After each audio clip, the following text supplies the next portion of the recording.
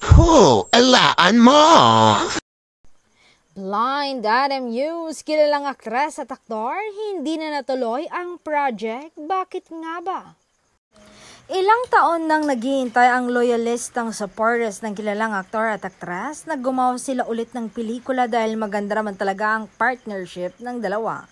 Maging ang mga taong nasa likod ng karera ng dalawa ay gusto ring magtambal sina kilalang aktor at aktres pero hindi nangyayari dahil parehong busy. Nalaman namin ang dahilan kung bakit hindi na muling magtatambal ang dalawang sikat na artista. Nung tanungin sina aktor at aktres, gusto din naman nila ang kaso may taong dapat i-consider sa part ng aktres kasi siya yung may ayaw. Sabi nga ni aktres, ilang beses na niyang kinausap at sagot lang daw, bahala ka. So kung gano'n ang sagot, edi ayaw, kaysa nga naman magkaroon pa naman ng samaan ng loob at gusot, iwas na lang pati rin naman si aktor. Umiwas na rin para walang issue.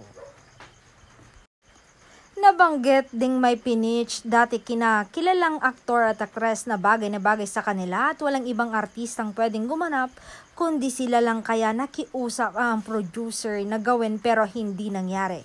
Kaya nang hinayang noon ang production team na hahawak sana ng project at may nagpayo naman na ibigay na lang sa iba na kapareho rin ng level ng kasikatan ng aktor at aktres. Pero tumanggi ang nagsulat ng script pati na ang producer nito. Ang ending, nasa baol ang script na dekada na ang inabot.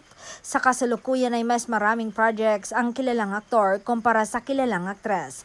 Na balitang namimili ng projects lalo na sa mga makakasama niya. Sarami ng pinitch kay aktres na magaganda at kung tinanggap niya, nako, malamang ay may pelikula siya. Sabi pa ng isang sawsawera.